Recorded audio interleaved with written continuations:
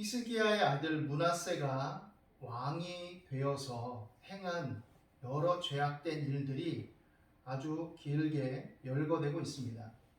얼마나 많은 죄악을 또 하나님 보시기에 정말 심하게 자행했기 때문에 이 악이 얼마나 더 크냐면, 어느 정도로 더 크냐면, 이 가증한 일과 악을 행함이 그 전에 있던 아모리 사람들의 행위보다 더욱 심하였고, 또 그들의 우상으로 유다를 범죄하게 하였다라고 말하고 있습니다. 이스라엘 백성들을 하나님께서 택하셔서 가나안 땅으로 옮겨 들이시고, 거기서 모세를 통해 율법과 또 제사의 제도를 통해 하나님을 섬기도록 하시고 언약을 체결하신 것은 그들이 하나님을 바르게 알고 그로 말미암아 하나님의 형상을 따라 열매 맺는 하나님의 참된 백성이 되게 하시기 위함이죠.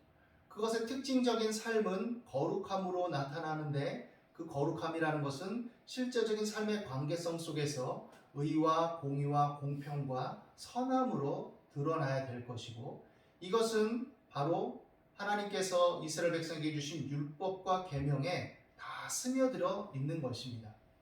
이스라엘 백성들이 다른 민족들, 그들 앞에서 쫓아내신 가나안 족속들보다 뭐 그렇게 뛰어나고 훌륭해서 그들을 택한 것이라기보다는 사실 가나안 족속들의 죄악이 너무 심해서 하나님이 계속 기회를 주시고 오래 참고 기다리셨지만, 그럼에도 불구하고 그 죄가 그치지 아니하여서 이스라엘을 택하심에 따라서 그들을 통해서 그들을 징계하신 것에 불과한 것이죠. 이스라엘 백성들에게 하신 말씀은 뭐냐? 너희가 그들보다 크고 대단하고 뛰어나고 이름난 민족이고 백성이라서 내가 택한 것이 아니다.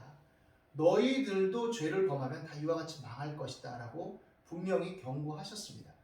그러나 하나님께서 주신 율법, 모세를 통해 주신 율법들을 잘 지켜 행하고 하나님을 경외하고 그에 따라서 그들의 공동체를 건강하게 바르게 이루어 나가려고 애쓴다면 하나님께서 그들을 지키실 것이고 그들을 붙들어 주실 것임을 약속하셨죠. 그런데 오래 참고 기다리시는 하나님을 향해서 그들은 계속 죄를 범합니다. 이스라엘의 역사 속에서 결국 남북이 이제 죄로 말미암아 나뉘어진 그 상황 속에서도 계속해서 북왕국 이스라엘은 북왕국 이스라엘대로, 남왕국 유다는 남왕국 유다대로 죄의 경중에 약간씩은 차이가 있을지 모르지만 계속 죄악된 삶을 살아가고 있죠. 오늘 함께 읽은 말씀 15절에 보면 하나님께서 이는 애굽에서 나온 그의 조상 때부터 오늘까지 내가 보기에 악을 행하여 나의 진노를 일으켰음이니라 라고 말씀하심으로써 하나님께서 내리실 심판이 정당하다라는 것을 말씀하고 있습니다. 계속해서 누적된 죄악들, 하나님께서 그들을 죄악에서 돌이키시고 새롭게 하시기 위해서 선지자들을 보내시고, 또 그 중에는 하나님을 경외하는 왕들이 나름 그래도 바르게 하려고 애쓰고, 이런 과정 속에서 또 하나님께서 그 심판을 유보하시고 또 긍휼을 베푸시고 때로는 어려움에서 건져주시고, 또 어떤 때에는 계속 악을 행하고 있음에도 불구하고 하나님의 어떤 주권적이고 능동적인 역사하심으로써 그들에게 손을 펴셔서 그들을 구하여 내시고 하나님의 은혜와 능력을 체험하게 하시고, 이런 일들이 지속적으로 있었는데, 그럼에도 불구하고 그들의 일관된 죄의 흐름은 멈춰지지 않았다라는 것을 우리가 생각할 수밖에 없는 것이죠. 므낫세는 히스기야의 아들입니다. 히스기야는 완전하고 완벽한 왕은 아니었지만 하나님께 밀착되어 있는 사람이었고 하나님을 경외하는 사람이었습니다.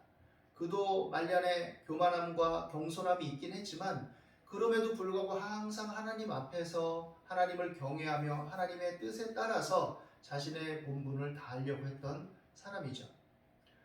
부모가 그러면 그 아들이 좋은 영향을 받으면 참 좋지 않겠습니까? 그런데 항상 그런 건 아니에요. 우리가 삶의 경험 속에서 주변을 통해서도 우리가 알 수 있지만, 어떤 경우에는 부모님들이 굉장히 신앙도 훌륭하고 나름 애쓰는데도 자식 중에는 그렇지 않은 사람들이 있어요. 희한하게도. 또 어떤 부모는 되게 어떻게 보면 못되고 터프하고 강팍하고 막 제멋대로고 이런 부모, 또 하나님을 믿는 신앙에 대해서도 굉장히 부정적으로 대항하고 박해가 심하고 핍박하고, 이럼에도 불구하고 어떤 자녀들은 정말 그렇게 척박한 환경 속에서도 믿음을 갖고 하나님을 섬기고 성실하고 바르게, 그리고 그 부모를 위해서 기도하고 이런 사람들도 있단 말이죠. 참 이게 어떻게 보면 참 희한하고 아이러니고 우리가 그 속을 다 헤아릴 수는 없죠. 그러나 결국 여기서 우리가 생각하고 발견할 수 있는 건 뭐냐? 자신의 신앙의 책임은 궁극적으로는 자신에게 있다라는 거예요. 물론 때로는 이해할 만한 또 인지상정으로서 아유 그럴 수밖에 없는 여러 가지 어려움도 있었네. 삶을 좀 이렇게 건강하고 힘있게 살기에는 너무 어려움이 많았네. 너무 아픔이 있었네 라고 우리가 또 안타까워하고 동정의 여지는 있을 수 있을지 모르지만 그럼에도 불구하고 죄악을 행하고 나쁜 선택을 하고 자신의 인격과 영혼을 갉아먹는 어떤 방향을 추구하는 것은 결국 자신이 그것을 선택하고 행한 것에 귀결된다라는 것을 우리가 생각해야 됩니다.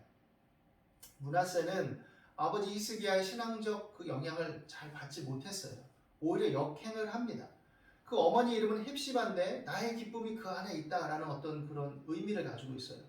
그러니까 이 부부가 이 므낫세를 얼마나 또 아끼고 사랑하면서 키웠겠습니까? 그럼에도 불구하고 이 므낫세는 여호와 보시기에 악을 행하여라고 소개를 시작합니다. 오늘 우리가 읽은 열왕기서 말씀에. 그리고 여호와 하나님께서 이스라엘 자손 앞에서 쫓아내신 이방 사람의 가증한 일을 따랐다라고 말합니다. 그의 아버지 히스기야는 종교적인 개혁을 했던 사람이에요.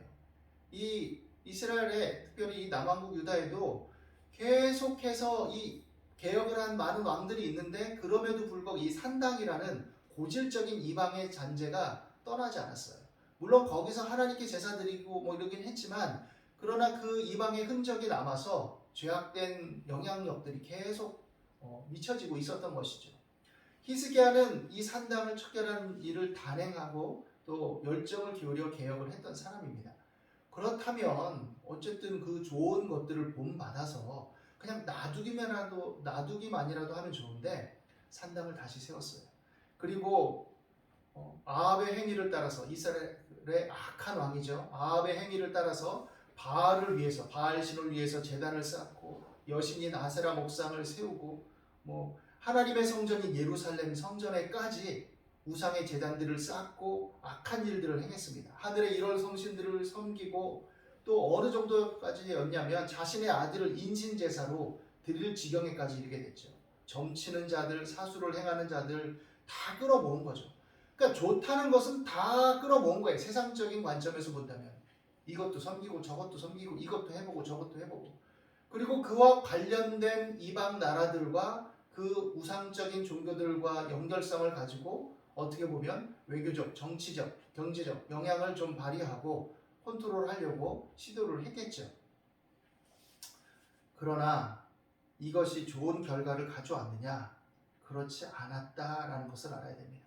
왕이 그렇게 극악하게 그 전때 왕이 자기 아버지 왕인 히스기야 왕을 따라서 그렇게 가지 않으면 좀 충성된 신하들이 왕이시여 당신의 아버지가 이렇게 개혁을 해서 하나님의 은혜를 힘입고 이방 왕이 쳐들어왔을 때도 이렇게 물리치고 하나님 보호하시고 이랬는데 왕은 어찌하여 그렇게 역행하는 길을 쫓으십니까? 라고 말해야 되는데 어찌 보면 그런 충성되게 간언하는 신하들이 희미했다라고 보여집니다. 그리고 더군다나 이 백성들도 어떻게 보면 이 므낫세의 꿰매 빠졌다라고 표현도 되지만 꿰매 빠지지 말았어야죠. 왕이 그렇다면 그들이 그 전때를 생각하면서 하나님께 부르짖고 또 선지자들도 보면 므낫세 왕에게 찾아와가지고 계속 호소하고 했는데 듣지 않았다고 그러지 않았습니까? 아마 선지자들이 개혁운동을 이렇게 했겠죠. 이 므낫세가 전승에 따르면 톱으로 켜서 죽인 이사야 선지자, 아주 훌륭한 선지자인데 이 선지자들이 이사야 선지자를 비롯해서 많은 선지자들이 백성들에게 호소하고 또 개혁적인 어떤 소리를 일으키지 않았겠습니까? 그럼에도 불구하고 그것을 듣지 않았던 거죠. 그건 뭐냐? 자신들 안에 있던 죄된 욕망을 부추기니까 그것을 므낫세의 꾀임을 빙자해서 따라간 거죠. 쉽게 말하면 므낫세 왕의 어떤 흐름을 따라서 자기들도 그렇게 연합해서 추구한 겁니다. 그래서 이 백성이 하나님의 말씀을 듣지 않은 거예요. 모든 선지자들을 통해서 말씀하셨지만 므낫세 왕을 비롯해서 많은 사람들이 악하게 행하고 심지어 그 앞에서 쫓아내신 그 이전에 하나님을 모르던 섬기지 않던 이 아모리 사람들의 그 가증한 행실과 악함보다 더 하게 된 거죠. 무늬만 하나님의 백성이었던 거예요. 그러면 어쨌든 하나님의 백성이고 율법을 자랑하고 제사 의식이 행해지고 있으니 여전히 그것들도 겸해서 제사장들을 통해서 행해지고 있으니 어쨌든 유대인이고 아브라함의 자손이고 이스라엘 백성이니까 이들은 구원받느냐? 하나님 보호하시느냐? 천만의 말씀이죠. 오늘날에도 보면 교회 다니고 교회에 나가고 쉽게 말하면 예배 드리고 참석하고 이러면 하나님께서 모든 죄와 과오에서 면해 주실 것이라고 착각하는 사람들이 있는 것 같습니다. 하나님은 절대 그렇지 않아요. 로마서 2장 말씀에도 보면 이하의 말씀에도 보면 율법 없는 이방인들이 오히려 양심의 찔림을 받고 또 하나님이 주신 도덕적 본성에 따라서 올바른 일을 선택해서 행하면 하나님 그것을 합당하게 여기십니다. 그런데 하나님의 백성이라고 자신을 자임하면서 할례받은 민족이요 이스라엘 백성이라고 자임하면서 그들이 행하는 일들이 오히려 하나님의 율법을 거스리고 겉으로는 하나님의 법을 지키는 사람처럼 꾸미지만 속은 탐욕이 가득해서 악을 행하고 주변을 돌보지 않고 이러면 하나님은 뭐라고 여기시느냐? 오히려 율법 없는 이방인들의 행한 것이 더 옳고 그들이 더 의롭다라고 여기시는 것이죠. 그래서 바울이 질타한 겁니다. 너희가 할례 받은 거 자랑하고 이스라엘 백성이라고 자랑하냐? 다른 바울 서신의 말씀에 보면 우리는 할례 받은 민족이고 하나님의 택한 특별한 민족이고 자랑하는 자들 앞에서 뭐라고 얘기하냐면 니네 할례 그렇게 좋아하냐? 할례가 뭔지 알죠? 여러분들 서컴이죠. 복용수술 할례 받은 거 그렇게 자랑하냐? 민족적 징표로서 그게 그렇게 전통 속에서 자랑하냐? 그렇게 좋아? 그러면 그냥 잘라버려. 이렇게까지 심하게 얘기해요. 언어적으로 본다면 그냥 잘라버려. 할례가 그렇게 좋으면. 그리고 나서 뭐라고 얘기하냐? 내가 진정한 할례가 뭔지 알려줄까? 그 의미와 정신이 뭔 줄 아냐? 마음의 할례를 받으라는 외적 표징으로서 상징적인 거야. 마음의 할례를 받아서 너희들의 악한 마음, 부패한 마음을 잘라내고 하나님을 참 마음과 온전한 믿음으로 섬기는 것이 진정한 할례의 의미지 겉만 외양만 꾸민다고 되는 건 아니다 라고 말하고 있는 것이죠. 이스라엘 백성들, 유다 백성들의 죄가 너무 극심했습니다. 그래서 하나님께서 너희들 앞에서 쫓아낸 그 이방인들, 가나안 칠족들, 아모리 족속들, 그들만 심판받는 게 아니야. 이제 너희들도 그 죄 때문에 공평하시고 정의로우신 하나님께서 심판하실 것이다. 내가 이제 예루살렘과 유다의 재앙을 내릴 것이다. 듣는 자마다 두 귀가 울리리라. 왜? 그들을 심판하러 오는 이방 민족의 그 병사들의 말발굽 소리와 병거 소리와 행군하는 소리가 쿵쿵쿵쿵 울리니까 두 귀가 울릴 정도로 위압적이고 두렵게 들릴 거라는 거죠. 그것은 바로 이방인들을 들어 쓰시는 하나님의 심판이 되는 것이죠. 어떻게 하나님의 백성을 이방인들이 심판합니까? 하박국 선지자처럼 그렇게 한때 오해했던 하박국 선지자처럼 항변할 수 있을지 모르지만 하나님은 하나님의 도구를 무엇을 쓰든지 하나님의 자유입니다. 그들의 죄대로 갚으시는 거예요. 그리고 말씀하시죠. 내가 사마리아를 잰 줄과 북왕국 이스라엘에 대한 심판을 얘기하신 것이죠. 아합의 집을 가림 보던 추, 아합의 극심한 죄악들, 우상숭배들, 바알 선지자들을 통해서 하나님의 선지자들을 핍박하고 이스라엘 백성들 유린하던 이 아합, 이 집을 가림 보던 추를 예루살렘에 베풀고 또 사람이 그릇을 씻어 엎음같이 예루살렘을 씻어버릴지라 그럽니다. 그릇이 들어오면 물로 깨끗이 씻어내잖아요. 예루살렘을 자랑하면서 어떻게 보면 그 상징성 안에서 종교적 외피만 있고 죄악에 빠진 이들을 다 씻어버릴 것이라는 거죠. 다림추와 줄로서 이제 측량을 명확하게 해서 하나님의 말씀의 표대를 가지고 척도를 가지고 명확하게 심판하실 것이라는 것이죠. 이러한 극악한 심판이 계속되는 죄로 말미암아 그렇게 된 것이죠. 므낫세는 아수르를 수용하고 아수르의 문화도 받아들이고 그들과 함께 했습니다. 연대하려고 했어요. 아마 아수르가 이렇게 다양한 어떤 우상들을 섬기면서 이웃 열강과 외교들을 해 나가고 했던 이유는 12살의 나이에 왕이 돼서 우리가 추측컨대 성경에 자세하게 얘기하고 있진 않지만 정치적이고 경제적인 여러 상황들을 나름대로 타개하는 일종의 방법이었을 수 있죠. 그러나 그것들이 그에게 모든 유익을 주는 건 아닙니다. 우리가 세상을 살아갈 때 여러 일들을 행하고 살아가는 데 있어서 여러 지식과 정보가 필요하고 많은 사람들, 여러 사람들과 좋은 네트워크를 형성하고 관계성을 형성하면서 지식과 정보를 주고받는 건 필요합니다. 그들 중에 좋은 지식, 올바른 어떤 정보들을 전해주는 사람들도 있지만 그러나 그와 더불어서 휩쓸려 들어오는 하나님을 거스리고 하나님의 말씀의 가치 기준을 위협하는 교묘한 사상적 침투도 있다는 것을 우리가 분별할 줄 알아야 돼요. 때로 인간적인 차원의 여러 문화와 관계성 속에서 유익을 얻고 여러 가지 이득을 보는 여러 소산들이 있을 수 있지만 그것 때문에 하나님을 섬기는 믿음의 기준과 중심을 잃지 않도록 해야 됩니다. 소탐대실이 되는 거예요. 므낫세도 정치적으로 여러 영향들을 발휘하고 나름 해보려고 했겠죠. 그러나 그것이 오히려 큰 죄악을 불러들이고 하나님 보시기 기뻐하시지 않는 비인격적이고 비윤리적이고 또 합법적이지 않은 하나님을 거스리고 하나님을 모욕하며 하나님께서 주신 율법을 오히려 저항하고 반대하는 다양한 일들을 여러 이름으로 종교와 문화와 정치와 경제와 또 여러 가지 협력과 연합과 외교라는 이름으로 다 수용하고 받아들여진 거예요. 그렇기 때문에 하나님은 많은 선지자들을 통해서 그에게 경고하셨지만 그 경고에도 불구하고 결국은 선지자들을 핍박하고 죽이고 악한 일들을 자행하게 되었던 거죠. 이 결과가 어떻게 됐을까요? 역대기 11기에 나오지 않고 역대기에 나왔지만 이 므낫세는 아수르, 자신이 연합해서 함께 잘해보려던 아수르에 오히려 포로로 끌려갑니다. 포로로 끌려가요. 그 포로로 끌려갔을 때 그때서야 므낫세가 돌이킵니다. 그리고 그때 회개하죠.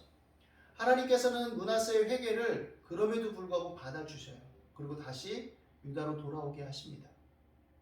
참 어떻게 보면 신기하죠. 이런 사람을 뭘 또 용서해 주신대 하나님은. 그렇지만 하나님은 개인의 어떤 실존 속에서 하나님을 경외하고 하나님의 은혜 안에 거하려고 하고 돌이키고 회개하는 자들을 불쌍히 여기시는 거예요. 여기에 소망이 있고 희망이 있죠.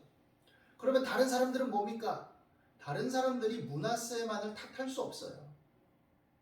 탓할 수 없어요. 왜? 므낫세가 잘못했어도 자신들은 믿음을 지켜야죠.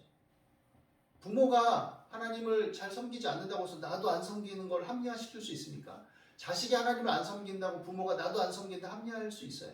그건 다 다른 문제예요. 다 자기에게 달려있는 문제입니다. 개인의 실존 속에서 믿음은 자기에게 달려있는 문제거든요. 물론 그 여파로 또 여러 가지 다양한 역학 속에서 하나님 판단하시는 일들이 있겠죠. 어쨌든 간에 그로 인해서 므낫세가 돌아오게 되고 어떻게 보면 왕이 죄악 가운데 하나님의 큰 징계를 받았다가 돌아온 이 사건은 백성들에게도 경종을 울렸을 거예요. 왜냐하면 므낫세는 돌아와서 짧은 기간 큰 그건 아니었지만 그래도 개혁을 하려고 노력을 많이 기울입니다. 종교를 개혁하고 하나님 안에서 다시금 살려고. 그런데 이스라엘 백성들이 그것을 기꺼이 따랐을까요?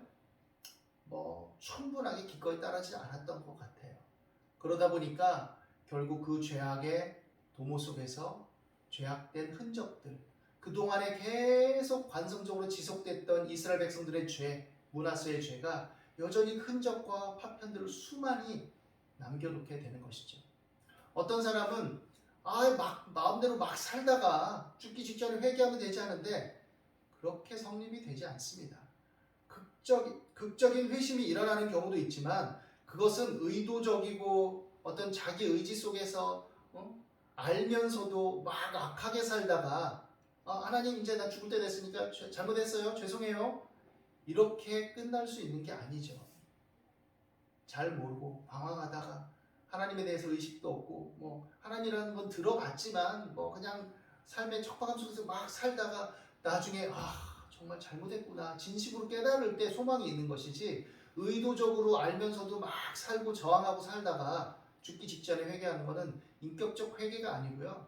기능적이고 수단적이고 그런 인격이 결여된 흉내냄에 불과한 거죠. 모방에 불과한 거죠.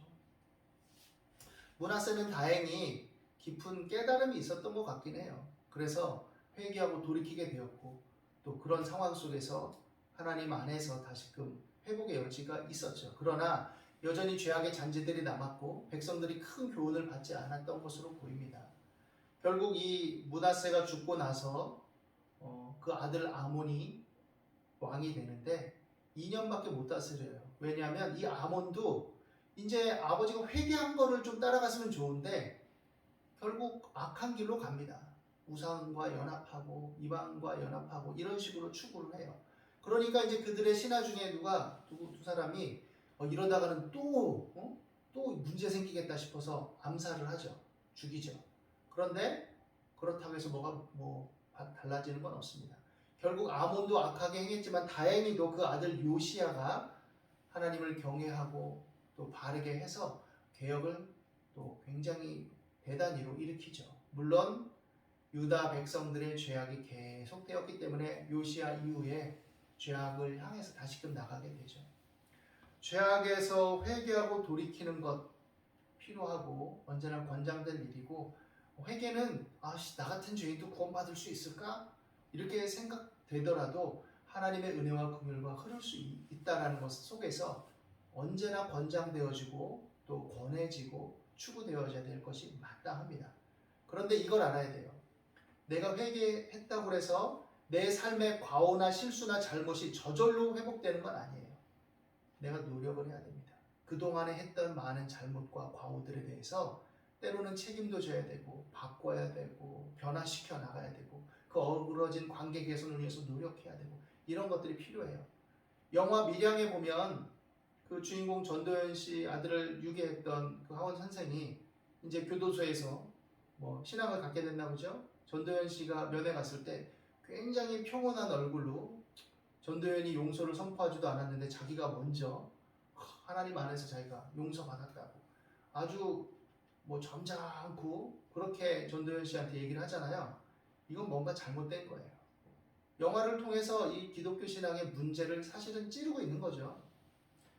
정말로 회개를 했다면 전도연 씨 앞에서는 통곡하고 눈물을 흘리고 내가 죄인입니다. 당신이 용서해 주지 않는다 해도 난 할 말이 없어요. 하나님께 자신이 용서의 어떤 은총을 받은 확신이 생겼다 할지라도 인간 앞에서는 자신이 개선할 것을 개선하는 게 회개의 정신이에요. 하나님이 그렇게 하라고 회개를 받아주시는 것이지 내가 회개해줬으니 용서해줬으니 너는 가서 그냥 이제 그 자유함 속에 그런 거 나중에 네가 다른 사람한테 잘못했던 거 상관하지 말고 자유하게 살아. 그 얘기가 아니에요. 진정한 회개, 진정한 용서는 내가 이제 너의 죄를 사했으니 이제 바르게 살아라. 네가 잘못한 사람들이 있냐? 가서 사과해라. 용서를 구해라. 네가 손상을 끼친 게 있냐? 그것들을 네가 회복하기 위해서 노력해라. 이게 진정한 회개의 의미예요. 뭔가 잘못 착각하면 안 되는 거죠. 므낫세가 노력을 했지만 힘에 겨웠고 그러나 요시야 때에는 많은 개혁들이 이루어집니다. 그러나 백성들 당사자들 자체가 죄악에 물들었기 때문에 사실 결국에는 BC 586년에 바벨론에 의해서 남유다가 멸망하죠.